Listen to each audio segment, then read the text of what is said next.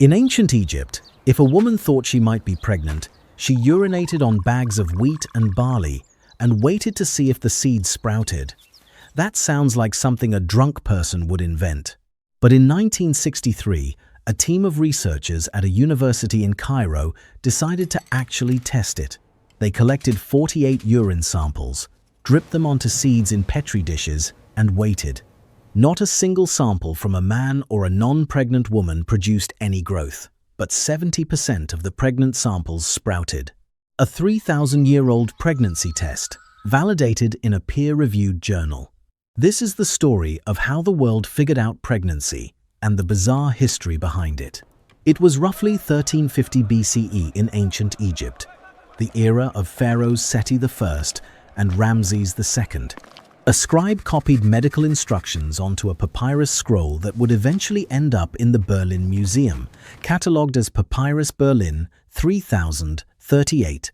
The scroll contained dozens of remedies and diagnoses, but one passage stood out from everything else. It described a test.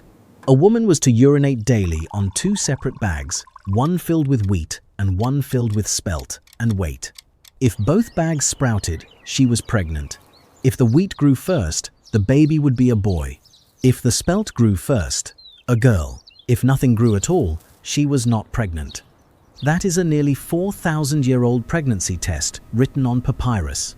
And the wild part is that the pregnancy detection, half of it, actually holds up. The same test appears on the Carlsberg Papyrus in Copenhagen, dated to roughly 1500 BCE.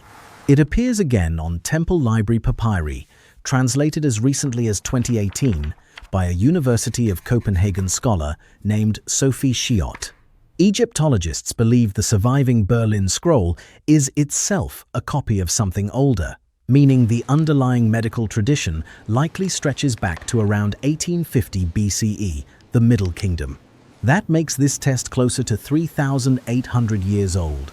But Egyptians were not just guessing. They had another test, even stranger. Described in the Kahun Gynecological Papyrus from around 1825 BCE, this one involved inserting a clove of garlic or onion into a woman's vagina overnight.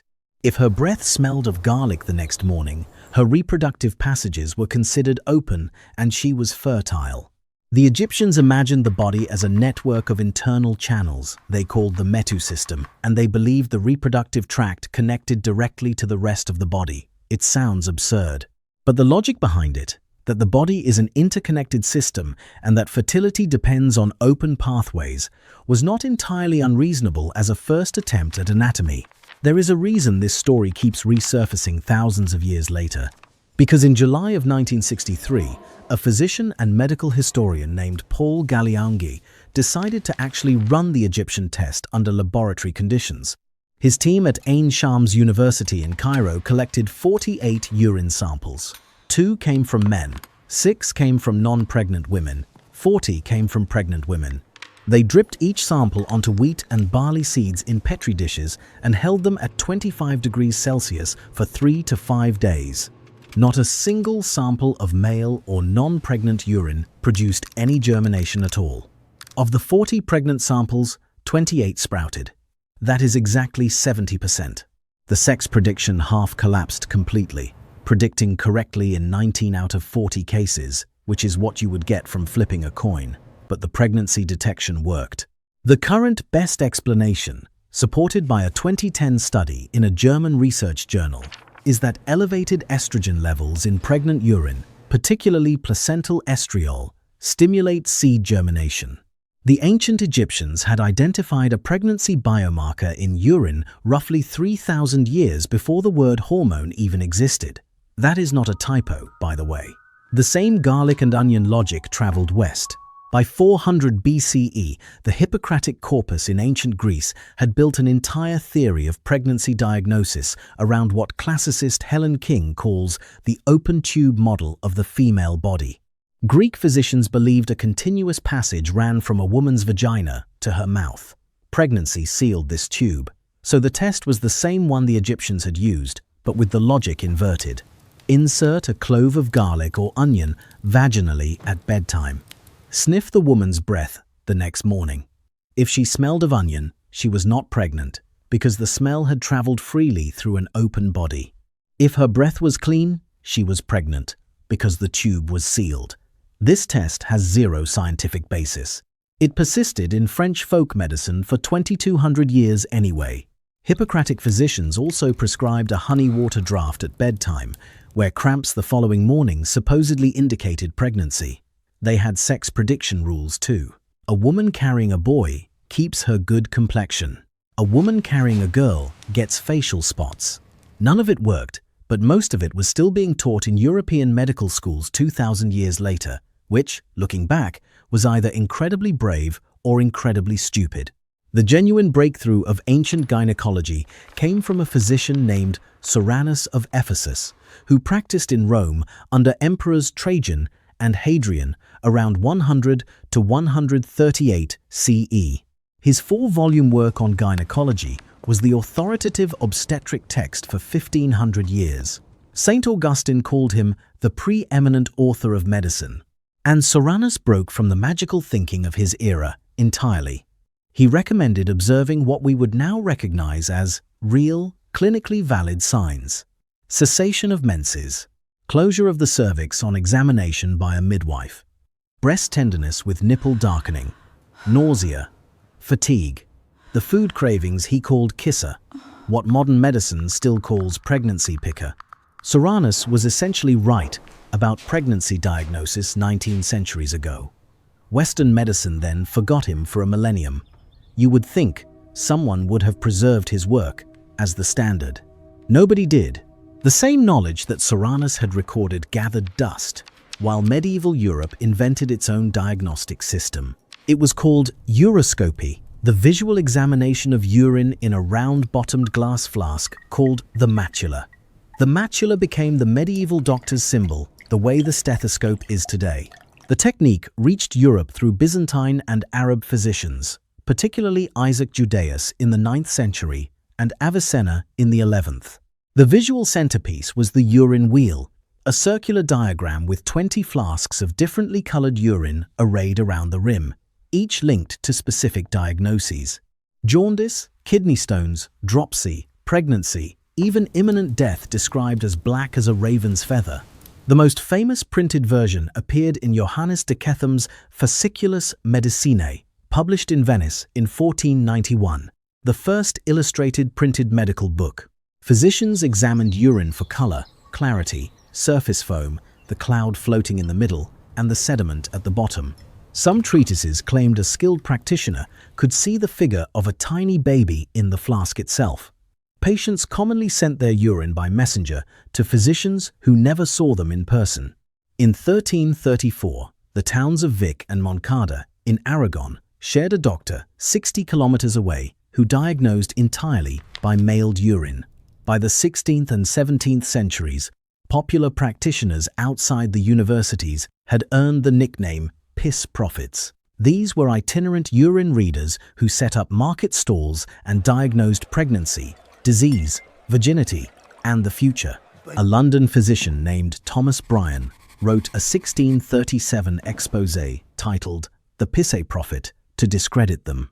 But the version you have probably heard of, mixing urine with wine to detect pregnancy, actually had a sliver of real chemistry behind it. Alcohol denatures proteins. Pregnant women can have elevated urinary proteins. The resulting cloudiness was occasionally meaningful, even though nobody at the time understood why. The transitional figure between the piss prophets and modern medicine was the French royal surgeon Jacques Guillemot, a pupil of Ambroise Paré, who served 4 kings of France. In his 1609 obstetrical work, he claimed that in the 2nd month of pregnancy, a woman gets deep-set eyes with small pupils and drooping lids. Guillemot's eye test was unreliable, but it was not entirely fanciful either. Pregnancy genuinely causes corneal thickening and transient vision changes in about 15% of women. He was right that the eyes reveal something. He was just wrong about what.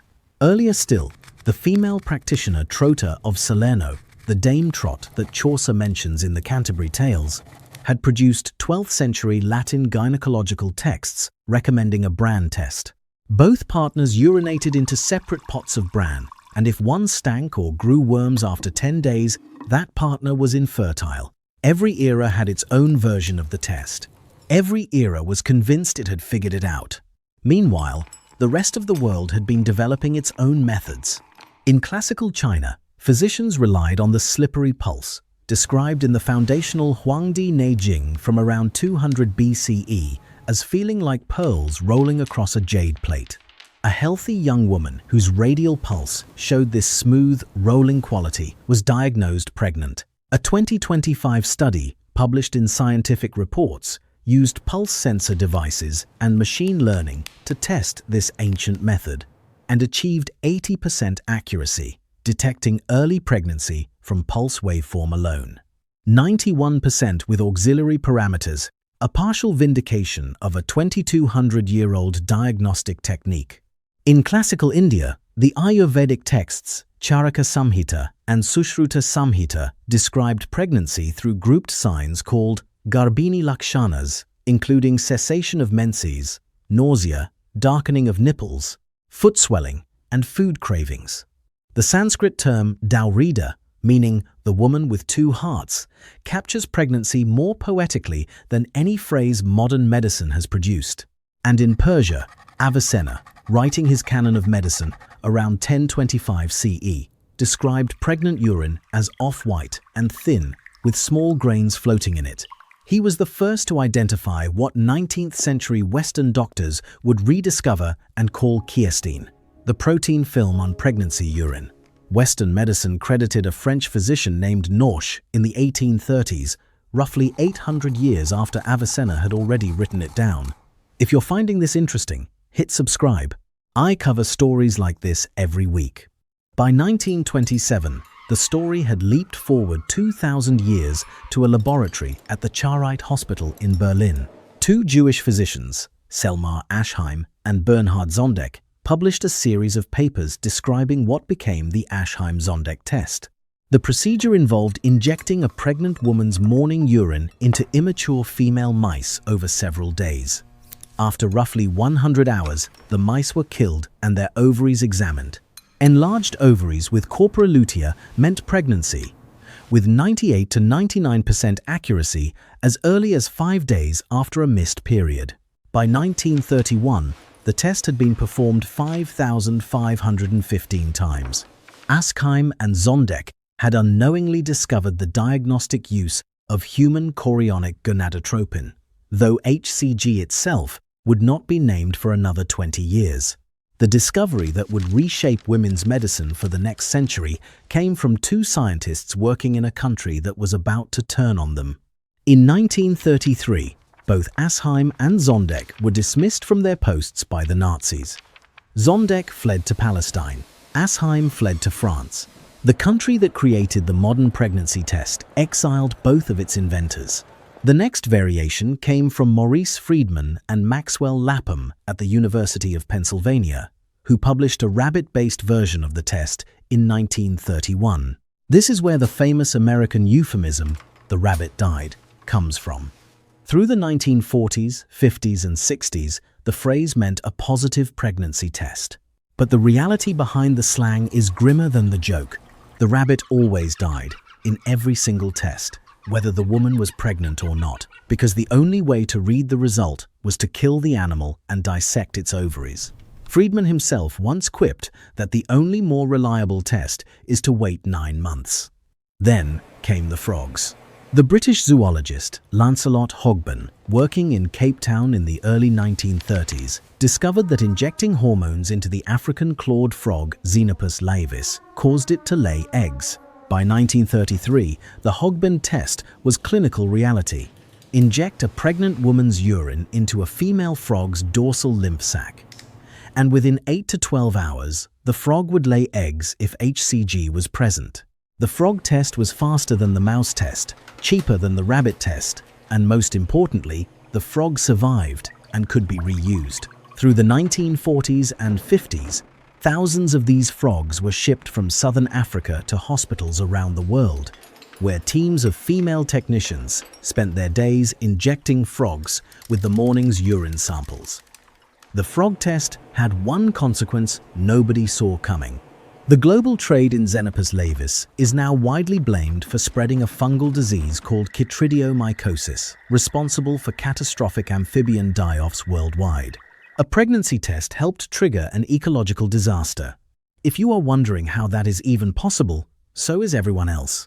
The final scientific leap happened in 1972, when 3 researchers at the National Institutes of Health, Judith Vitukaitis, Glenn Braunstein, and Griff Ross, published a radioimmunoassay specific to the beta subunit of HCG.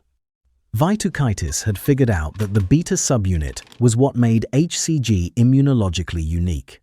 Her rabbit, catalogued as SB6, produced the anti-serum that became the global gold standard, shared freely with laboratories around the world. The 3 NIH scientists met with government lawyers about patenting the discovery. The NIH refused because the work had been done with public funds.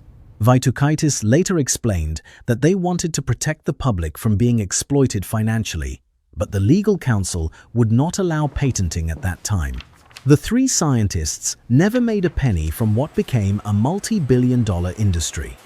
But the home pregnancy test itself was not invented by any of these scientists. It was invented by Margaret Crane, a 26-year-old freelance graphic designer with no scientific training, who was hired by Organon Pharmaceuticals in 1967 to design lipstick and ointment packaging. On a tour of the company's New Jersey laboratory, Crane noticed rows of test tubes sitting on mirrored surfaces. These were pregnancy tests sent in by doctors, with results taking up to 2 weeks to return to the patient. She looked at the setup and thought it was so simple, just a test tube and a mirrored surface, and that a woman could do it herself. Crane went home and built a prototype on her own time.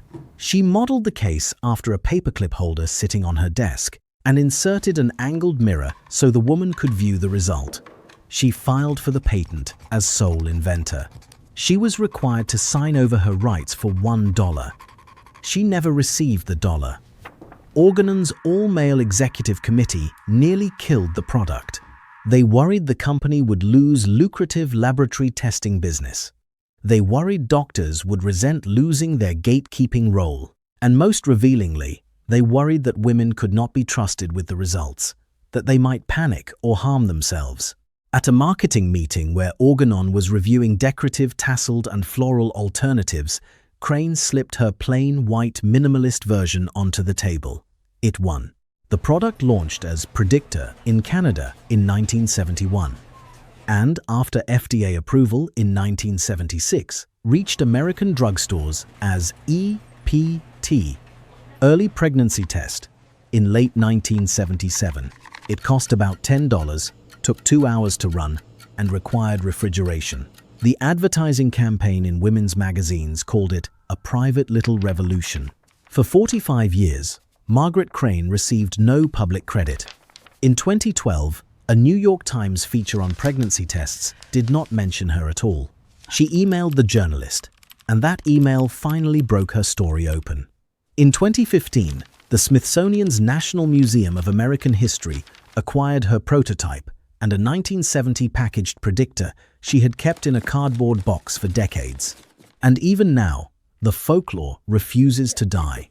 The wedding ring on a thread, suspended over a pregnant belly to predict the baby's sex, has roots in ancient Greek divination and is still practiced today. The swinging is produced entirely by the idiomotor effect, the unconscious micro-movements of the holder's hand. A 2025 survey found that roughly 70% of expectant parents still try at least one folk gender prediction method, even with 95% accurate ultrasound available. Some folk observations turned out to be genuine. The linea nigra, the dark vertical line that appears on the belly during about 75 to 80% of pregnancies, is real and driven by elevated melanocyte-stimulating hormone from the placenta. The Hippocratic observation about facial spots during pregnancy reflects the real phenomenon of melasma, the mask of pregnancy. Even the wrong guesses were built on something real. The deepest surprise in this history is not that ancient people were ignorant, it is that they were so often partly right. The Egyptians correctly identified that pregnancy urine contains a unique biomarker 3,300 years before the discovery of hormones. Chinese pulse diagnosis from 200 BCE still produces 80% accuracy in 2025 machine learning trials. Soranus of Ephesus named almost the exact same early signs of pregnancy that an obstetrician would name today, and was then forgotten for 1500 years.